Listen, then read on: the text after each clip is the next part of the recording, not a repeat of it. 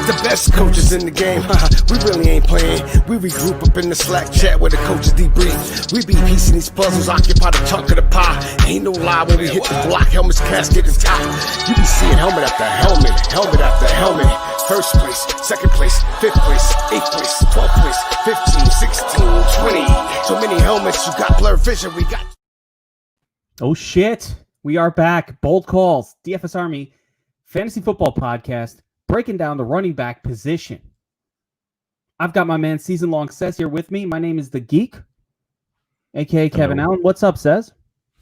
How are you, my friend? This is the crown jewel of our podcasting series, but we're actually, with the running backs, we're gonna do multiple shows because the running back market changes so much. We are currently June 8th.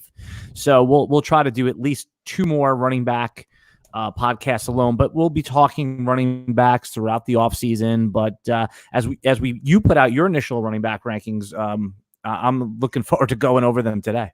We are celebrating, yes, the running back rankings. My running back rankings haven't been added to the DFSARMY.com draft kit, where you go to crush your season-long best ball and dynasty drafts. Sez and I have been in all kinds of drafts, dynasties, best ball dynasties, everything you could think of, flex, super flex, triple flex, TE flex, TE premium, whatever you want, we're in it. So we got a good feel for this. Mm-hmm. But the running back position, it's so key. I'm going to ask you something before we get into the breakdown of the actual rankings. Says, how do you feel about zero RB in general and zero RB this year? Yeah, for those of you who don't know what the zero running back theory is, the very short version, not to bore those who don't know, it's basically, as you know, you've been in all these drafts, you the listener, and everyone goes after running back like a vengeance. Some of them, the people's 2 and 3 picks in a row is running back. So what the Geek just referred to as the zero running back is to completely fade that, take the wide receivers and the other pass catchers early, and then basically fill in the blanks with running backs in the later rounds and off the waiver wire. And then your question is, how do I feel about that?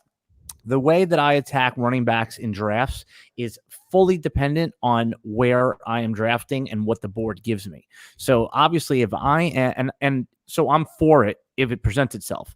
That one year, about 4 years ago, when everybody was doing zero running back, it no longer works because those PPR value running backs don't fall because everyone's going after them. But in a year like this, where there's running back inflation, to say the least, and where everyone is going running back bananas, in fact, they're drafting running backs that are lesser players than some of the elite wide receivers, meaning people are taking Aaron Jones and Miles Sanders above Tyreek Hill and Devontae Adams. So when that happens, it's time to consider the zero running back strategy and load up on the elite pass catchers. I'm calling that the hybrid version, where you don't go in saying, hey, I'm not going to take a running back until the 4th round. You don't go in saying that, but if that's what presents itself in the draft, and this is a very important, what I call value-based drafting, where you just don't go in with a specific plan, but rather you allow yourself to be flexible. Yes. Flexible. I need to flex. And understand the draft board. Understand, if you're drafting at pick 11, 12, it's likely, your best bet is likely receiver, or at very best receiver running back. To go in and say, I'm definitely getting 2 running backs no matter what, it could be if the value falls, but it's a dangerous game you're playing. Now, I will add a caveat to this, and my caveat is, in best ball leagues, there is an absolute and legitimate and correct premium for the running back position.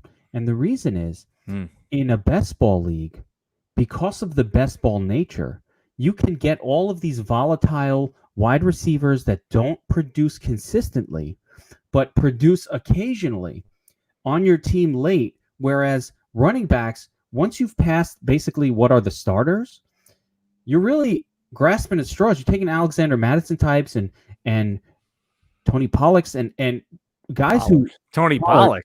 Who's Tony Pollard? Jackson is an actor. Is an actor. But yeah, but the key thing, and you said it. The later picks in the best ball is very important.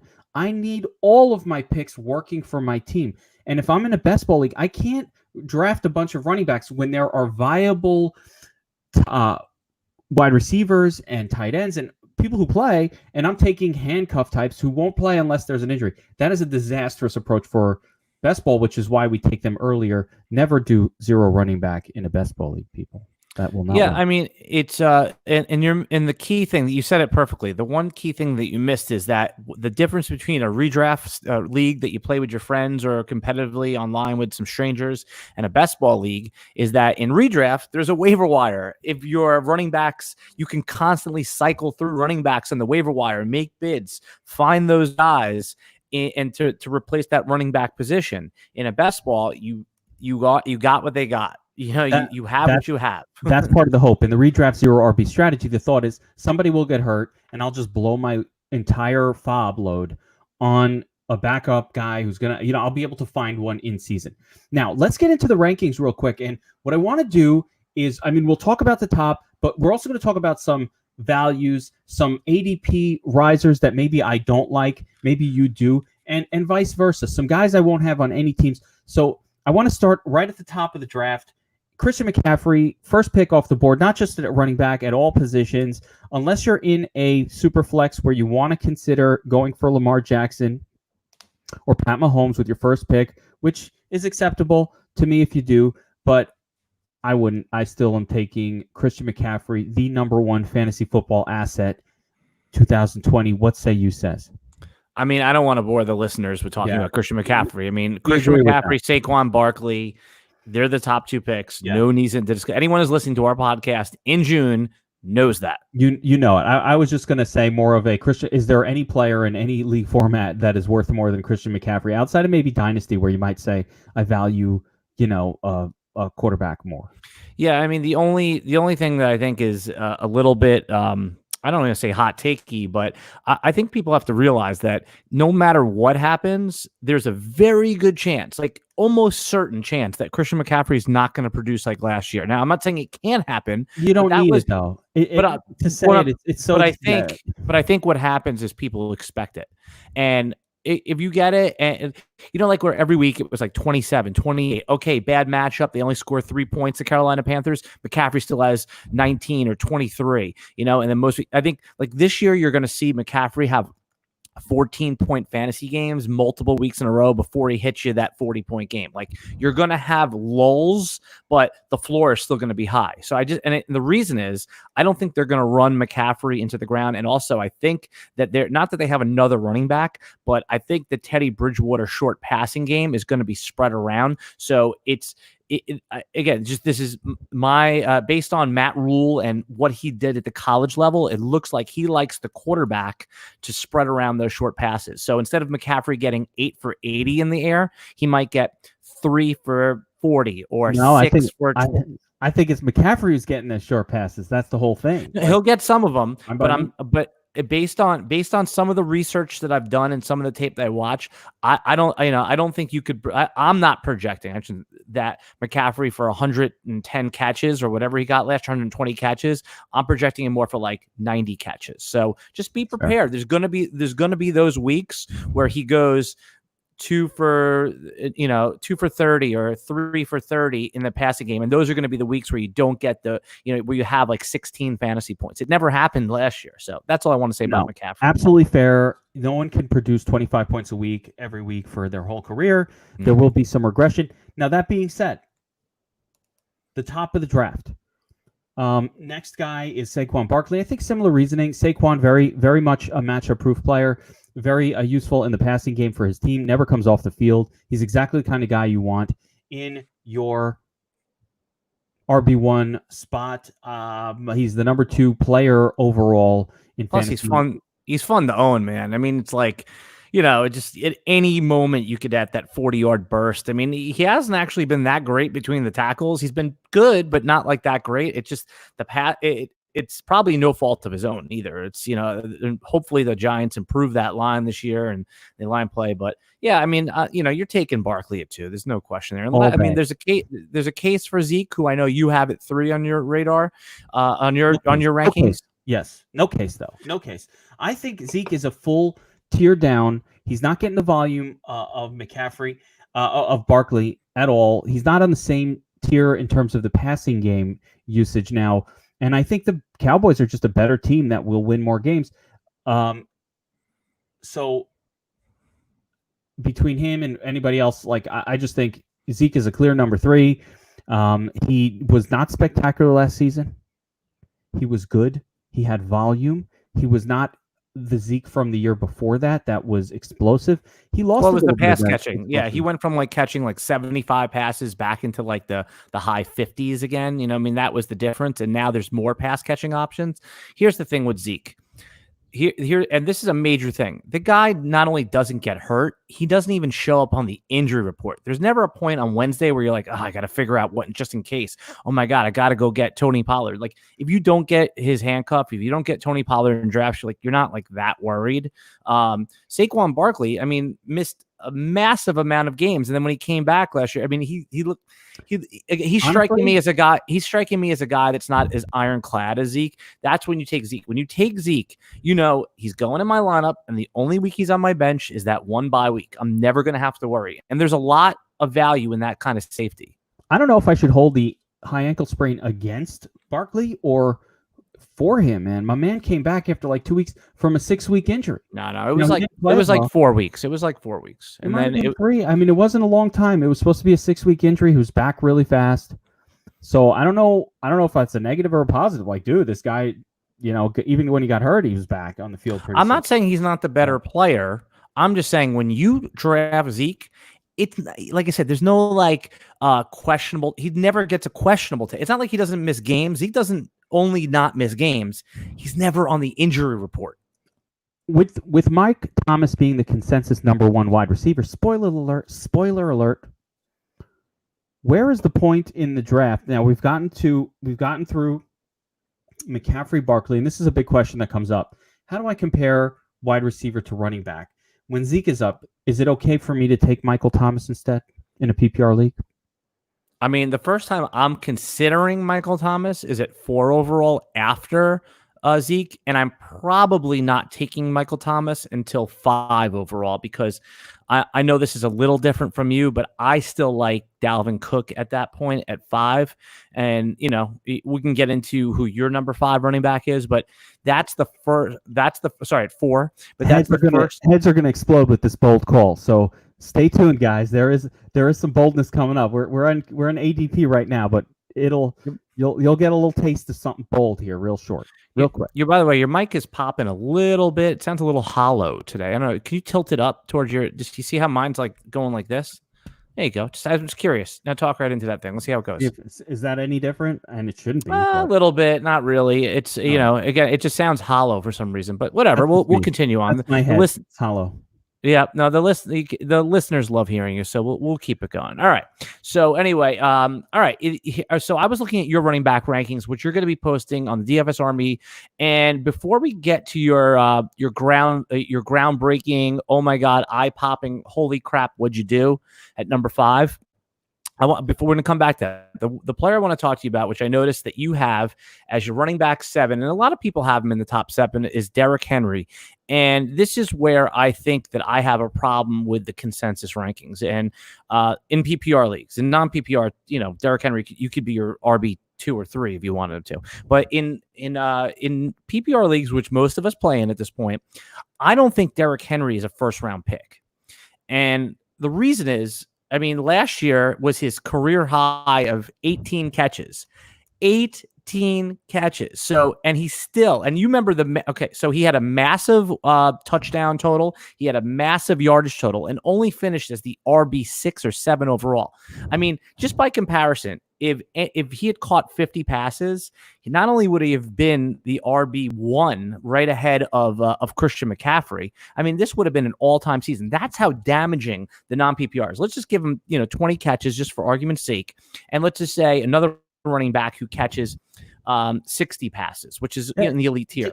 That's a 40 pass difference. And that's about how catching 60 passes beyond the top 7 or 8 guys.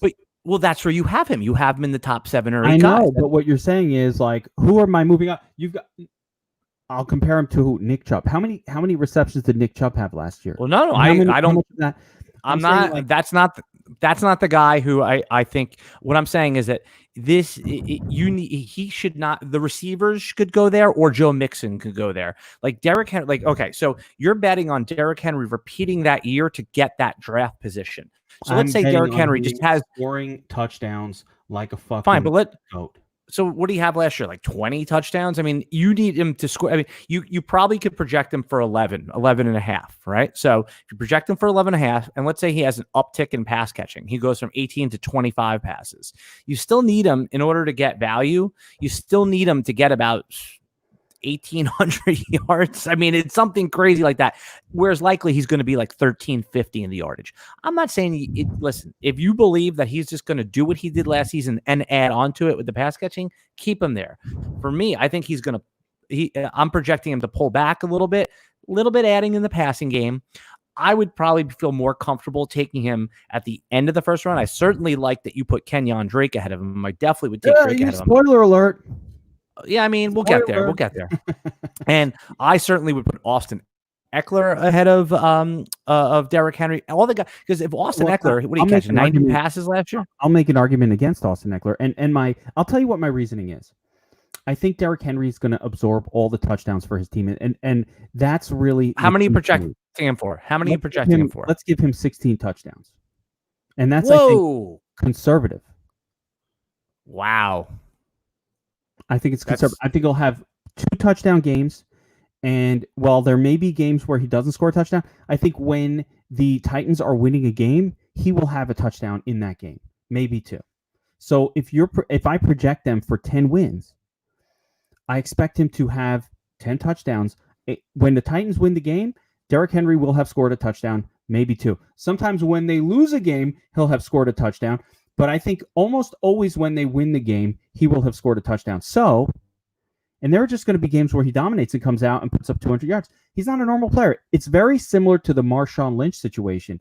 And I was always hesitant to draft Marshawn Lynch for the same reason, because I'm like, man, they're using the passing game. But my man comes out, he gets you the 100-yard bonus when that's available. In a good game, he gets you 2 touchdowns, and he just does. And so he's just so hard to tackle. But there's going to be games, Derrick Henry, where he gets 0 touchdowns, where they're on the goal line and Ryan Tannehill rushes it in, or they do a short pass to AJ Brown or John New Smith. What I'm saying is that you cannot respond. You cannot respond. Yeah, but I'm saying you just can't responsibly project Derrick Henry for more than, I'll even say 12 touchdowns. It could happen, but it's irresponsible to project him for that much. Let me make the argument, though, for Derrick Henry, and it's going to be a little bit different, and this is going to change your way of thinking a little bit. All right. In games, so you can, we've talked about this before. We can get players that are going to deliver consistent, but never explosive. They'll get you consistent numbers, though. They're going to get a lot of time. And I love players like that. And I love players like that early. That's what we're talking about with the top end of the draft. And everybody who I have ahead of Derrick Henry, including, Dalvin Cook and Kamara and those names. Why? Because they're used heavily in the passing game. They might not be as prolific touchdown scorers. They might not be as prolific volume recipients, but they're always going to get their 5 to 7 receptions a game. And that levels everything out. They might run for 100 yards and a touchdown and get you 7 receptions for 70, but they also might get you 7 receptions for 70 and 60 yards and no touchdowns. And all right, that's still pretty good. I got a 16-point day. What Derrick Henry brings is week winning upside, probably 5 weeks of the season. There will be 5 weeks next season when Derrick Henry will win you your week just by himself. Like, not by himself, but the rest of your team would do shit. Henry had one of his games. And that, to me, is what he brings to the table. He brings the occasional game where you're going to get 180 yards and 2 touchdowns, maybe 3, but certainly 100-plus yards and 2 touchdowns. And there'll be multiple games like that over the course of the season. So it's just a different approach where it's like, this dude will win me some weeks, and then those other weeks, hopefully my other guys rally. Right, but what I'm saying... And I agree with that, but I'm saying there's going to be 3 or 4 weeks where he actually loses you the week because he just got game scripted out, or it's that, or he gets 80 yards but doesn't score and doesn't catch any passes. Seen it with him. It will happen. And again, that's the squad. That's why you're not taking him first. I think he doesn't belong in the first round. I'm saying it's like that kind of upside is okay for your second pick. I think one of the ways to win fantasy is not to screw up the first round. Okay. Now I'm not saying you have to hit your upside players. You have to, you have to get more right than you get wrong. All the obvious, right? But I just think that one of the key things that people forget is your first round pick should be so boring. And so that's why I made the argument for Zeke. There's like the least amount of risk in any player other than Christian McCaffrey and Zeke. So you just don't want you hear this, people. You've listened to other podcasts. You listen to the DFSARMY podcast. You hear them. You can't win your draft in the first round, but you certainly could lose it. Just make the safe pick. Derrick Henry has all the upside in the world. I just think that there's so much downside in a non-PPR that I don't disagree with your, that he belongs as a top 12 running back. I just disagree that he belongs in the first round of any fantasy draft that's PPR. That's fair, but you don't have to take him in the first round. Yes, you do. Yes, you want to get him, then you do, but then you don't get him. So that's really the question of what your approach is when you're drafting. So let's pump it up a little bit. I want to go back to Alvin Kamara. Yeah, a guy I like a lot, but not a volume guy, and I think a risky pick. I do have him ranked 4th overall, but it's important to note with Kamara that he is not their goal line back, and he will have touchdowns. He will have good games where he scores, but the role that he plays on his team will lead to a lot of duds, a lot of games where you probably could have gotten the same out of someone like Leonard Fournette, just PPR, upside without the touchdown. And so while I have him 4th, I probably won't have Alvin Kamara on any team that I've drafted this year. I'm going to go to Michael Thomas ahead of him because I think Michael Thomas is a better version of what Alvin Kamara is. And on the same team, I still kept him at 4th overall because I do think he belongs there. His floor is spectacular. He almost never gets you below 13 fantasy points in a game. He's almost always good for 6 receptions for 60 yards and then some extra. Get a touchdown maybe. Get some rushing yards. Okay, thank you. 12 to 19 points. But he needs the touchdowns. He's only going to get 12 to 15 carries or touches per game for the Saints, which is significantly less volume than what I think is going to happen for the rest of the running backs. And again, going back to Derrick Henry, if we need to, Henry, as long as the team's not losing big, is getting you 20-plus touches most games. They haven't brought in anybody that's really a replacement for him. So that's the big difference here. I want the volume for my running back position, and you don't really get that with Alvin Kamara. So buyer beware on Alvin Kamara. He is up there, but that's a spot where I'm kind of like looking to zag a little bit. I understand he belongs where he does, and he makes my ranking spot for 4th overall, but beware of the lack of touchdown upside. He'll get those games. He'll have a 3-touchdown game or a 2-touchdown game more than once. But if you look at his returns from last year, and I see no reason why it would be any different, there was game after game after game between 10 to 15 points. He was he was a bad DFS play, and so therefore I kind of see him as probably an overrated asset overall for fantasy purposes. People forget how many games he just didn't produce in last season. Yeah, I disagree a little bit. You stated a lot of facts, so I don't disagree with any of the facts that you said. So you laid out the facts, but here's where I differ. I don't disagree. I differ a little bit. Is that amazingly enough? I mean, I thought this was actually one of the craziest things as I was researching Alvin Kamara, is that he had 81 catches in all 3 of his seasons. I mean, he matched that number, 81. It's such a weird number. It's not 80. It's not 85. It's 81. And he had 81. So, I mean, if you're going to let if you're going to tell me my running back is going to have 81 catches every year, I mean, that is enough to support the floor. Now, a lot of things went wrong for Alvin Kamara last year. He only scored 5 rushing touchdowns, 1 through the air. The years before, I mean, his rookie season, he had 14 rushing touchdowns, and his second year, he had, I think, 19 total touchdowns. So I think you're right that he's not the goal line back, but I think positive touchdown regression is coming. I certainly don't think he's going to have 5 and 1 again, meaning on the ground and through the air. I think it's more like 7 and 3. So I think that we can project a little positive touchdown regression for Alvin Kamara just based on his first 2 years' performance. Also, Alvin Kamara didn't perform as well when Drew Brees went out. When it was Teddy Bridgewater, it didn't go as well for Alvin Kamara. If Drew Brees stays healthy, I think that that's a boon for Alvin Kamara's fantasy value. Now, that said, Drew Brees is 41 years old. There's no guarantee he's going to stay healthy. And Jameis Winston, I mean, he was great for fantasy production last year to the wide receivers, but we didn't see much fantasy production to the running backs. I don't think that Alvin Kamara compares to the Tampa Bay running backs from last year, but I agree with that. You should have healthy skepticism, but thankfully that you kept Alvin Kamara there. It's one of those picks that sounds like you'll make and hold your nose, but I think that a lot of people are going to have recency bias similar to what you just stated, and for good reason, but I think he's as rock solid as a pick you could take anytime after the first 4 picks are off the board. I mean, he's the 4th pick, so you said you'd take Michael Thomas ahead of him. Well, yeah, that's right. So that's what I'm saying. It's just, yes, Michael Thomas is gone. All right, now I'm taking Kamara. Yeah, that's what I'm saying. Anytime for me, I'd also have Dalvin ahead of him, but I understand why not. But I'm just saying from pick 5 to any point in the first round, I'm happy to have Alvin Kamara. And it's one of those things. I just said it a minute ago with Derrick Henry. This is the opposite. This is I don't need 1,800 yards. I just need Alvin Kamara gets like 900 rushing yards. That's it. He gets half of what Derrick Henry gets. But you know why he ranks close to Derrick Henry every year or exceeds him? Because he catches 80 passes. He gets like PPR. Love it. It's the pass catching running back. It's so, I know people know it's a good thing, but it's so undervalued when it comes to taking running backs that catch passes. It's a huge part of it. 6 receptions is a touchdown, but again, a touchdown is 6 receptions.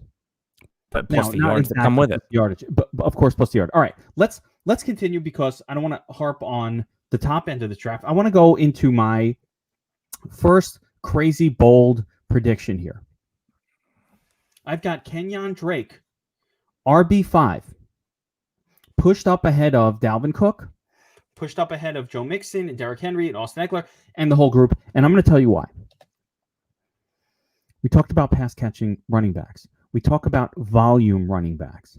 What is lacking here in Kenyan Drake? Why is he not Christian McCaffrey? What is he not doing? He catches passes. He's dynamic. He's a dynamic runner. He's on a team with no other options at the running back position besides himself. Everything about Kenyan Drake and the talent has been there the whole time. When this guy has been given opportunity in his entire career, anytime he's had volume, he has exploded. So the talent is there. The opportunity is here. The only reason why I think that other players are being looked at ahead of Kenyan Drake is because Kenyan Drake hasn't done it for a full season. He has no cachet with his name. It's like, hey, I know this name. This guy was drafted high. Whatever. There's no replacement on the Cardinals for Kenyan Drake. There's no backup waiting in the wings to take his touches. None of that. He is the guy. They've committed to him. I love Kenyan Drake. I think he's going to be a volume guy, and I think he's been one of the most explosive running backs with the ball in his hands throughout his entire career that no one really knows about. What say you, Says? Yeah, I mean, if you go back to our podcast last summer, I had Kenyan Drake at RB13 when he was universally ranked outside of the top 36. So you know how I feel about him, even when he was in a bad situation. I was looking, from his first few years in the league, and I said, whoa, this stood out for me. I sorted my spreadsheet by efficiency, and I said, okay, let me see what's going on here. And every time Kenyan Drake touched the ball, something good happened. He just for some reason, wasn't being given opportunity in an Adam Gase offense. And as we later found out, a lot of people... It turns out he's really bad at being the coach. Yeah, so, I've always loved the talent. I like how his pass catching ability is. We've just talked about a few times. And the last month of the season, Kenyan Drake went ham, and including a couple 30-point fantasy weeks. I mean, he ended up in the last month of the season, he was a top 10 running back, I think even higher than that. And he finished the season as RB15, despite barely playing in like the first 6 or 7 games. So I'm on board with you here. I don't have any problem with him taking there. In very early best ball season, when he was going at pick 23, you said that he should be going in the first round, and now all consensus rankings have him at pick like 9, 10, 12. So everything that you said. There's no disputing it.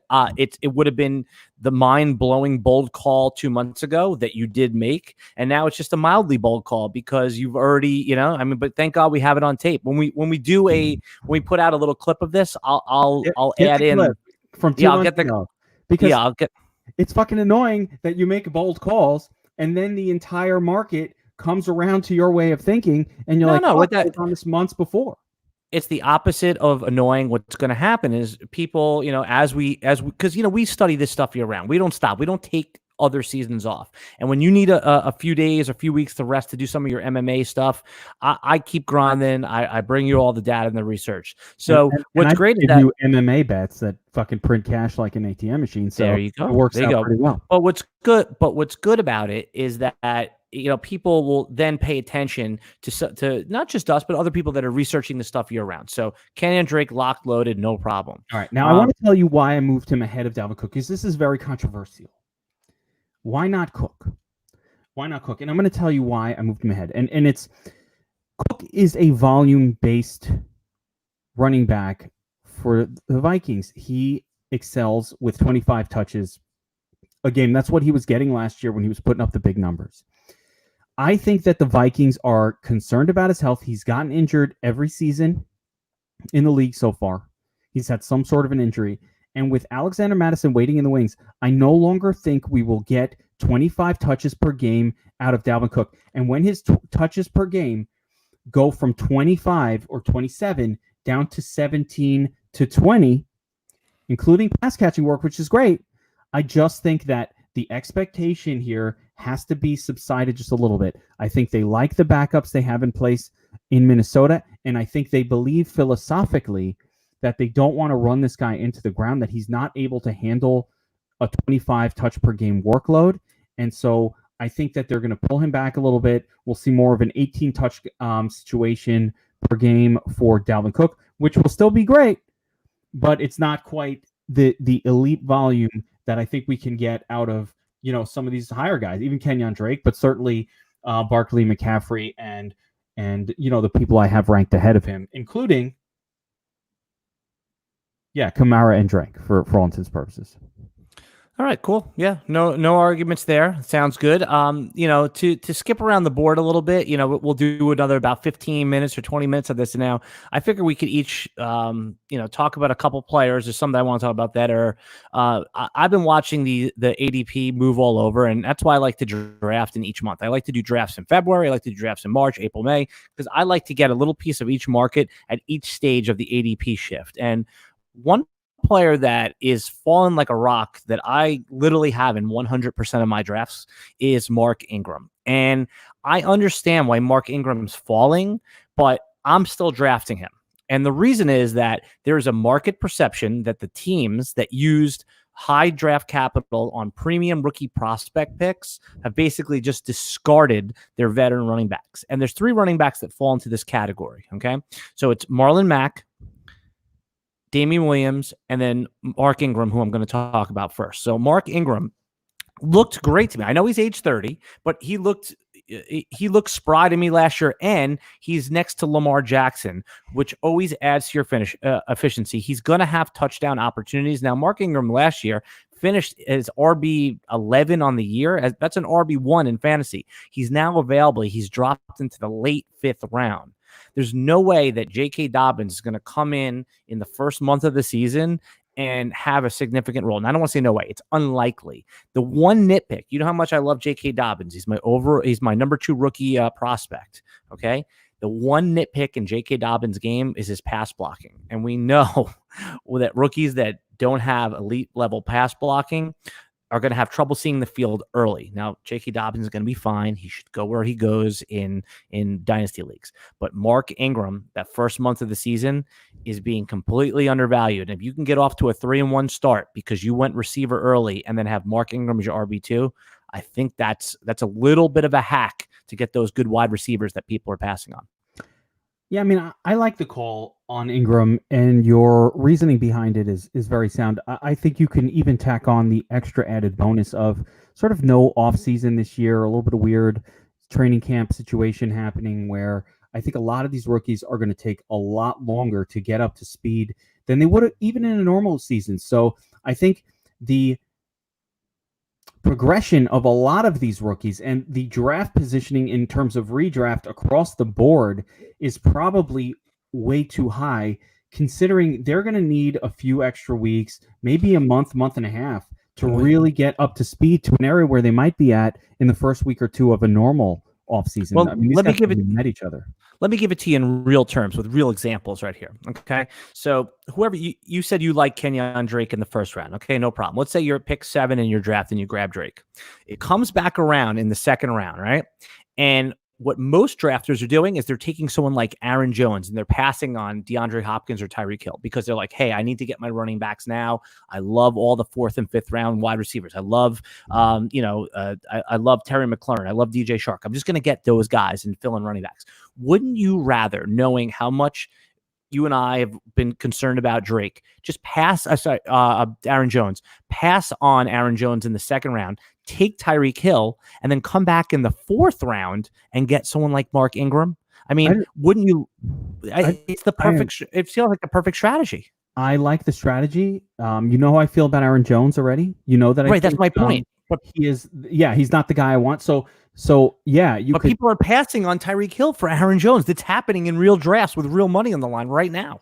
I think that's a big mistake. I think, like I said, I'll transition over to Aaron Jones. I think he's the most overvalued player in the entire RB class this year, coming off of low volume like he does every single year. Now they brought in a goal line smasher to take some of that goal line work away from Aaron Jones. Jamal Williams is still there, operating inexplicably in the passing game for the Packers. There are too many bodies on that team. He's not going to get. I heard a good touches. You brought up the rookie AJ Dillon as Green Bay. I heard a really good comp for him the other day. It was Michael Turner on the old Atlanta Falcons and Chargers running back. I thought that was a good comp. But hey, I don't want to deviate. And your point on Aaron Jones is taken. I think that anyone that listens to this podcast knows that you don't like Aaron Jones. You're not getting another 19 touchdowns out of this guy. No. Yeah, and happening. And he's going to be I mean, he's a rock. I mean, in the third round, it's defendable. I just don't think in the second round that's what you want to do because, like I said, the running back inflation is pushing guys like him up, and it's causing players like Tyreek Hill, Travis Kelce, all those guys to fall. To give you an idea on my rankings, I've pushed Aaron Jones down below Melvin Gordon and Miles Sanders. Yeah, so I have no problem there. Those are the guys. I think those guys are going to get more volume. I think they're on equally good teams that will score, and they're going to get more fucking volume. I want volume for my running back position wherever I could buy it. And again, Aaron Jones needs to catch basically touchdown passes at this point, and 19 of them. Yeah, get yards.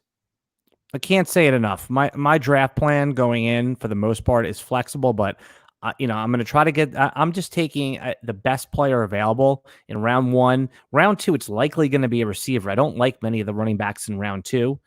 They're getting pushed up, and then I'm going to be okay. For me, I'm going to be totally comfortable taking those running backs that when everyone else is busy taking those receivers, I'm going to scoop up. I know they're not sexy names, but I'll take the 2 Dolphins running backs later as my RB2s and rotate them through. As long as I get at least one rock solid RB in the first round, in the top 7 picks, I mean, there's no problem there. I mean, on that topic, let's push down to the middle rounds of our draft.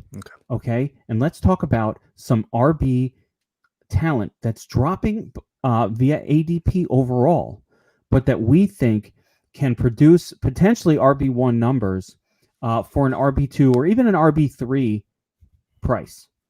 Okay, I'll start with, I'm going to go with a guy that is as yeoman-like of a pick as you could ever put out there. But he just does his thing, and that's Chris Carson. Not much competition there again for Chris Carson. Penny, not going to be back for a while. No one wants Chris Carson. Why does no one want Chris Carson? The Seahawks want to run the football. They'll give it to him when they can, if they're ahead. They're that type of team. And yet you can get, I mean, let me get his ADP here, but I mean, yeah, it's like late third, early fourth. He's going, and I'm going to throw John Connor into that mix as well. Feel the same about him. Two guys. Sorry, I took your guy. But the two guys I think are James Connor. John. No, he's the Terminator. He'd always be John Connor to me, man. Terminator. Why do I don't know. Ask David Bell. Ask David Carr what I think about. Oh, okay. Oh, right, because you say right, David Bell. I'm like, you're all over the place now. James Conner, Chris Carson dropping third, fourth round. In your redraft league, might even get him in the fifth. Like, if it's not a best ball league, those guys will drop even further, and they're gonna get. Wait, hold on. Let's stay on task here. You asked about Chris Carson and why his ADP is where it is. Why is it? Okay, so there's no doubt that Chris Carson, he produced well when given the opportunity, but the guy, I mean. He fumbled more than he's had fumbles at an alarming rate. His job is not going to be secure from a performance aspect if there's anyone behind him. Now, they did sign Carlos Hyde.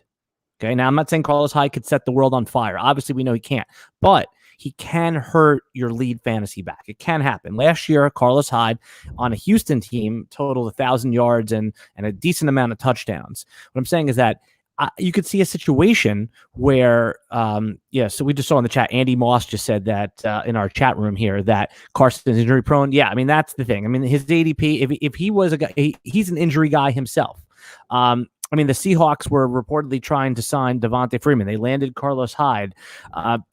They drafted DJ Dallas, who nobody likes. And I agree with you. The games he's there, he's going to be good. But and his ADP is fair in the late third round. Now, if he didn't have those injury concerns or those fumble problems, he'd be an early second round pick. He would even be argued to go on the 1-2 turn. But so his risk is priced in. I think there is risk, but the upside's there. And again, if you go receiver early, it's the perfect guy to fill in with a running back pick. So I think that a yeoman-like name. No one really gets excited to draft Chris Carson. You see him there, like, I don't know. But this is a guy who will get you 20 touches. Unless you think that Carlos Hyde legitimately is coming in to eat 10, 12 touches a game, which I don't think I'm buying that. Well, like 6 or 8, but 2 of those could be goal line hits, That could happen. There could be some vulturing going on, but we don't know that. Again, no. So he's one guy that fell. The other one is Well, we got to keep hammering through. Let's talk about the Terminator. Another guy, injury concerns, sure, but I'll make an argument for the Terminator right now. That's James Conner, for those of you who don't know. My argument is this: Ben Roethlisberger at the helm has always produced quality outcomes from the running back position. I would say elite, and it hasn't mattered who it's been. It could be the Terminator. It could be Le'Veon Bell. It could be D'Angelo Williams when Le'Veon Bell was hurt. Didn't matter. As long as the guy can catch passes, elite production from the running back position, because Ben Roethlisberger does like to check down to the running back quite a bit, but he does so in a way that produces yardage after the catch instead of the terrible check down version that happens on like the Jets, where he just throws it to Le'Veon Bell, just covered, and he catches it and gets tackled in a second. Like, not that version. Ben Roethlisberger knows how to get it to his running back with space. So, Terminator, no real competition for the job. And Benny Snell is there, right? Benny Snizzles. Well, and they also drafted Anthony Mcfarland, who's a really good prospect in round 4. And I know it's round 4, but Anthony Mcfarland he's a beast. He's a beast. He's a good running back. Well, you just said the key thing is that he's not going to come in year 1. And the reason Anthony Mcfarland was drafted was not to replace or put back James Conner. It was because the Pittsburgh Steelers likely weren't happy with their depth or their backup situation. You're right. It's more of an indictment on their backups than it is on their starter. I think James Conner, he was going like in round 5. I know he's into the third round. Yeah, some health concerns, but again, it's priced in. When you get into the third round, you're drafting running backs. That means there's something, there's concerns about him. If James Conner last year was like going in the first round at like pick 11, so what's really changed? He had an injury year. I mean, he catches in that the year before that, he catches passes. He's the goal line back. He's in a prolific offense. So he's fairly priced in the third round. Yeah, I mean, again, another one of those guys. If you decide to not partake in the running back inflation, it's a perfectly good pick. No problem with his ADP. It's probably very fair. I mean, if you miss out on the Gurley, Melvin Gordon in the second round, which feels highly priced, James Conner feels fairly priced. And absolute legit concerns about all of these things. There's legitimate concerns about his ability to stay healthy. And one of the things I always talk about with running backs overall is we never know who can hold up to a full NFL season until we see somebody hold up for a full NFL season. It's a different beast. Like some guys just come into the league and they never, ever can do it. We don't know. Yeah, I mean, in the first round, second round, you want to be careful of that. It goes back to what we talked about earlier. You want to make safe picks in the first round. Don't try to win it. Just try to hit a double or a triple in the first round. In the third round, you're going to have to take some risks. And I think that James Conner's injury risk or any other risk that you could name with James Conner is appropriately priced in. That's why you're getting him in the 3-4 turn. If he didn't have those risks, he'd be a first round pick like he was last year. All right, so give me a couple of your kind of later round guys that we think have potential to rise up and possibly produce RB1 numbers for a bargain price, given a scenario or not a scenario that goes on. Give me a couple of names. Yeah, sure. I mean, there a couple of names are the ones that everyone hates that I think, that you can get. Sony Michele in the 8th round. He's going to be the starter in New England. Tom Brady's not there. They're presumably going to run more. I know everyone loves Damian Harris, but you can get him too in the 13th round. So you can get both of them. So if you're in the early rounds and the best values are non-running backs, you say you have one running back through 5 rounds, and then you want to get your quarterback, and fear not. Someone like Sony Michele is readily available. You won't even have to fight the room for him if you want to take him in the 7th. Damian Williams, I think he's going to have if Clyde Edwards-Helaire wasn't there, people would be taking Damian Williams in the first round. Now he is there. So that's why. But Damian Williams is available in the 8th and 9th round. The other guys, Marlon Mac. Nobody wants Marlon Mac. In the first 4 or 5 games of the season, I think Marlon Mac might outproduce Jonathan Taylor. Obviously, in the long run, that's not going to happen. But these are guys that nobody wants. We talked about Mark Ingram. And then I even mentioned a little bit earlier, but both of the Miami running backs can be had in the 8th round or later. And if you want to go even deeper than that, there's so many guys. I think that someone that nobody wants that's pretty interesting. Those Miami running backs are not going to deliver RB1 numbers. Oh, so you want someone that has that RB1, right? I'm not saying give me a guy who might not be shit who's going late. I'm saying give me a name of somebody who's being picked RB 2.5, RB3 levels, Yeah, okay. So can rise up to top 10. Sure. Okay. Damian Williams would be that guy, and the other Damian Williams would be that guy. And I really do believe, I know that the Tampa Bay Buccaneers drafted Keyshawn Vaughn, and he's a good player, but I think that Ronald Jones I don't think he has the upside to be an RB1, but I think Ronald Jones has the upside to have RB1 weeks, meaning he'll have a handful of weeks. This offense is greatly improved.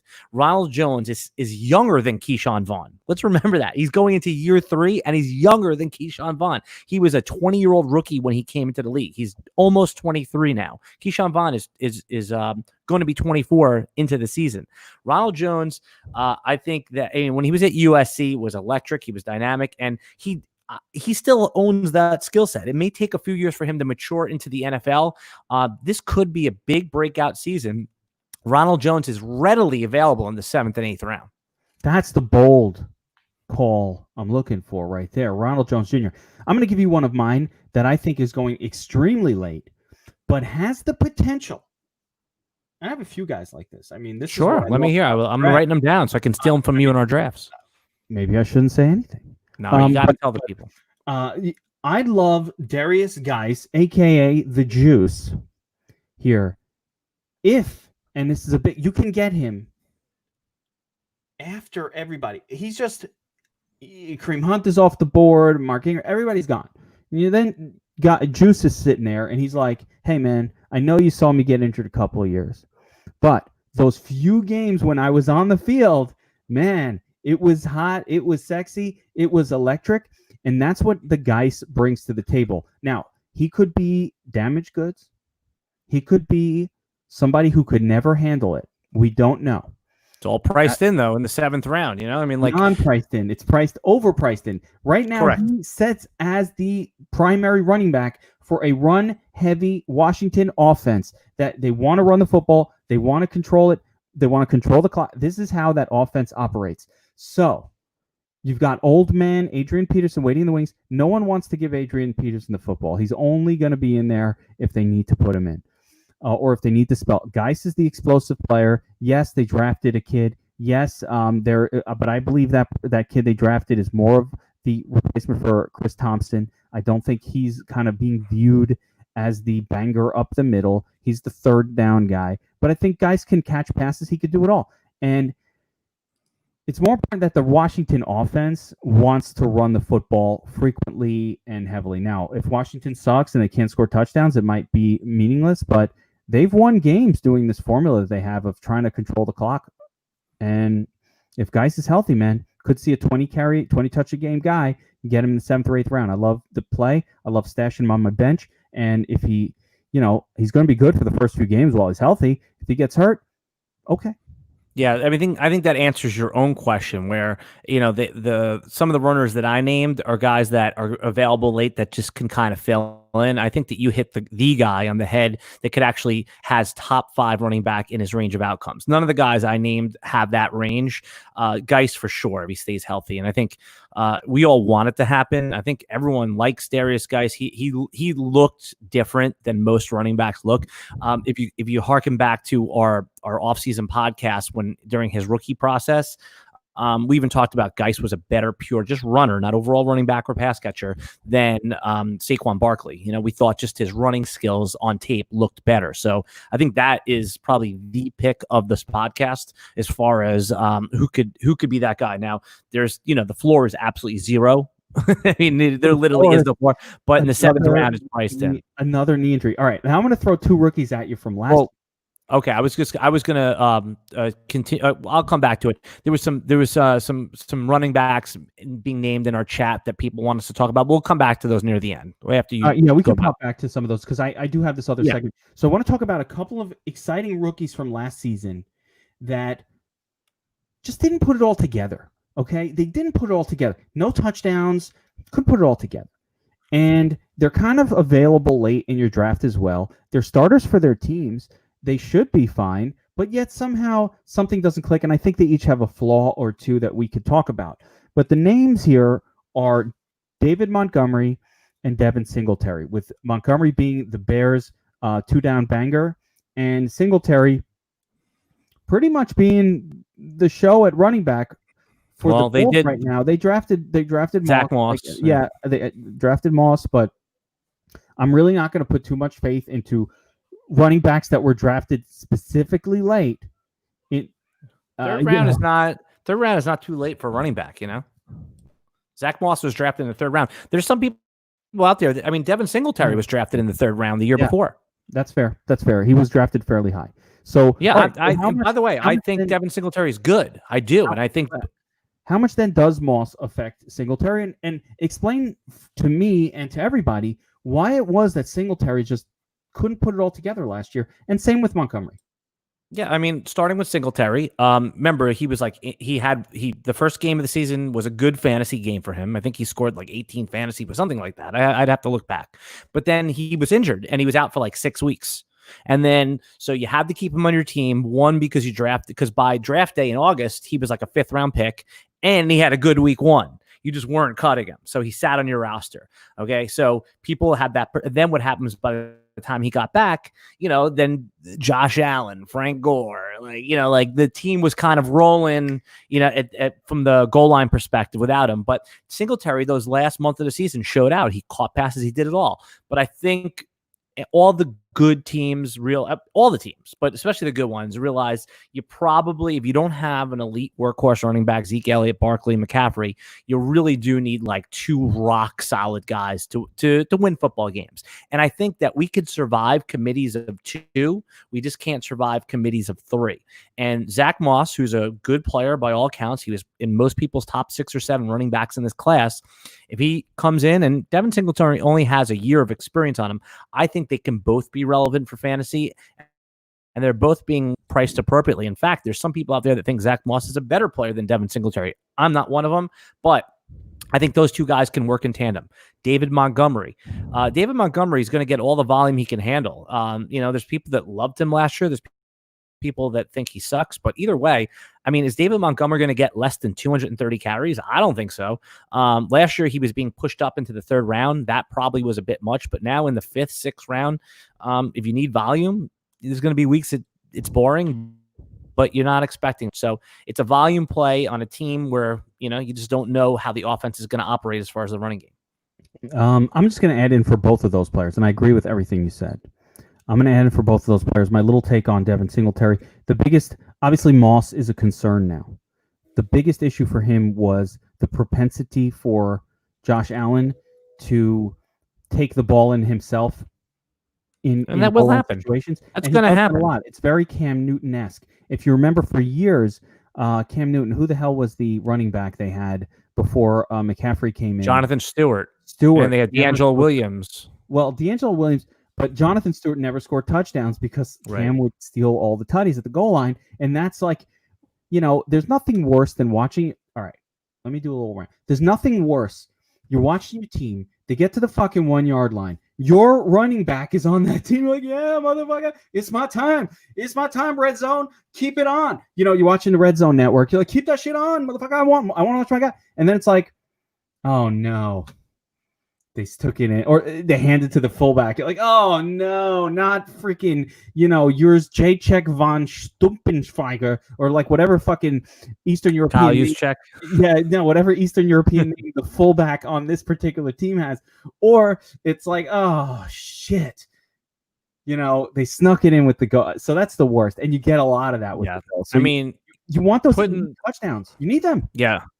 Put in layman's terms, I mean, Josh Allen you can reasonably project him for 4.5 rushing touchdowns. So if the Bills are going to score, 25 times on the ground, or let's say 20 times on the ground, now there's only about 15 or 18 left of those scores to go around.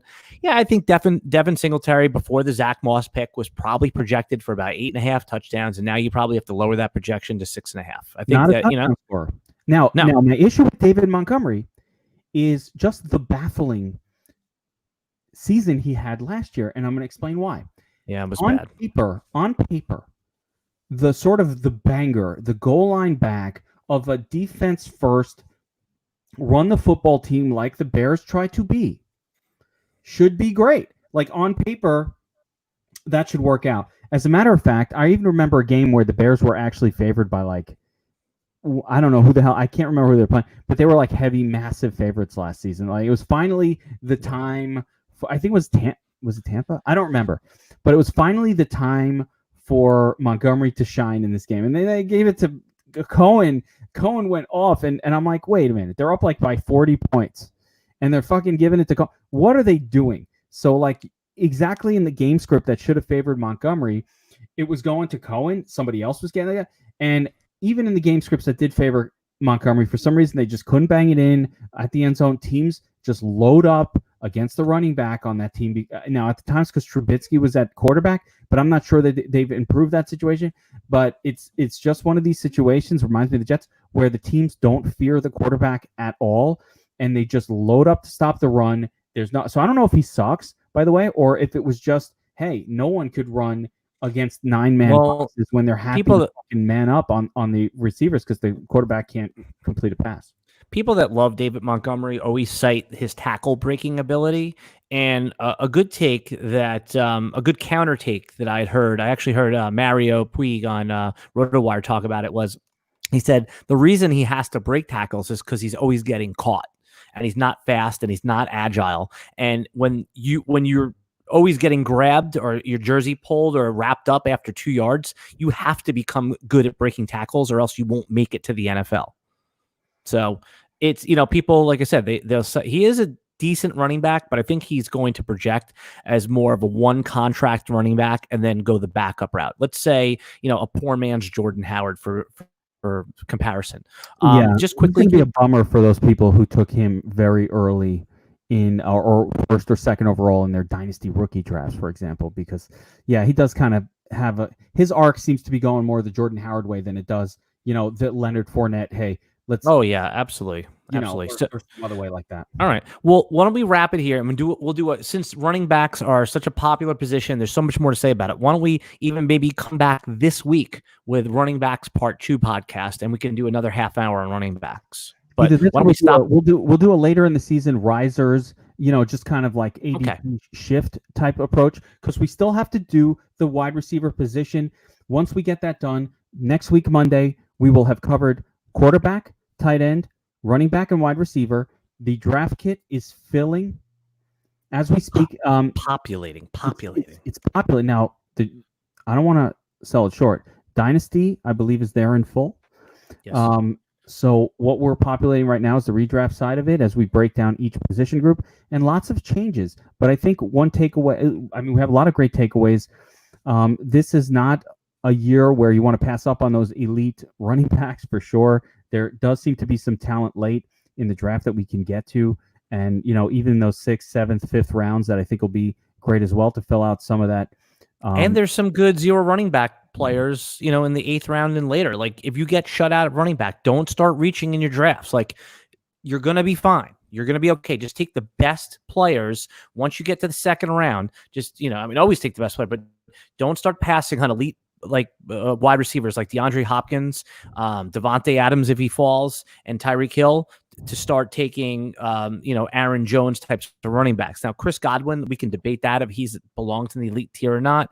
I could see both sides. I don't have a good reason why not, but just be really careful and always take the best players that aren't going to lose you your draft. I think that is the takeaway from the running back podcast. And I would add in one last thing.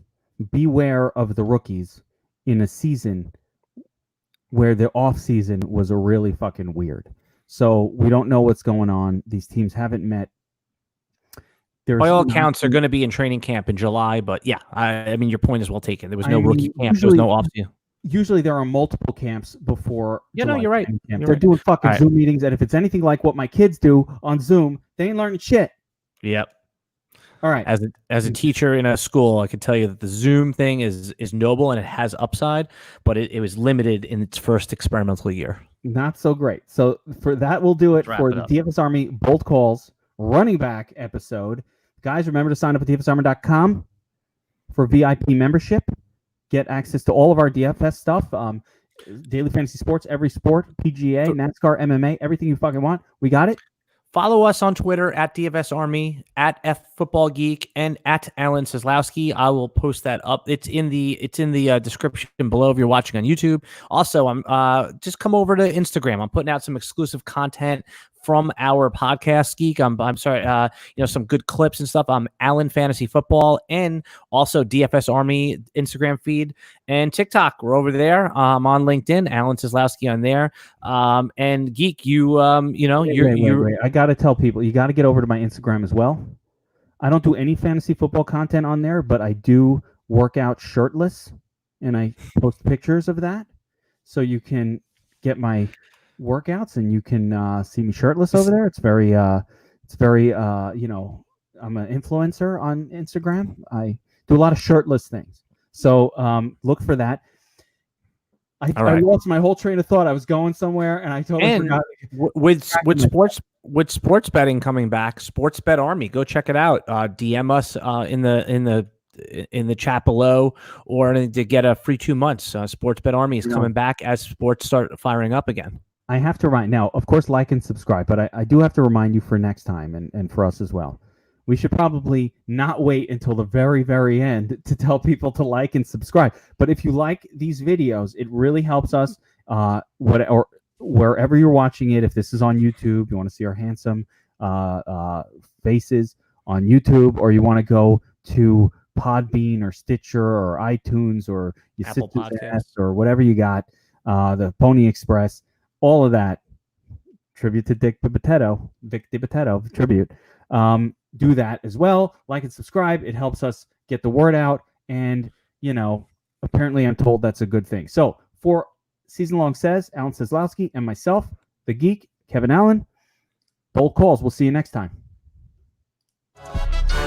Got the best coaches in the game, we really ain't playing. We regroup up in the Slack chat where the coaches debrief. We be piecing these puzzles, occupy the chunk of the pie. Ain't no lie when we hit the block, helmets casket is top. You be seeing helmet after helmet, helmet after helmet. First place, second place, fifth place, eighth place, 12th place, 15, 16, 20. So many helmets, you got blurred vision, we got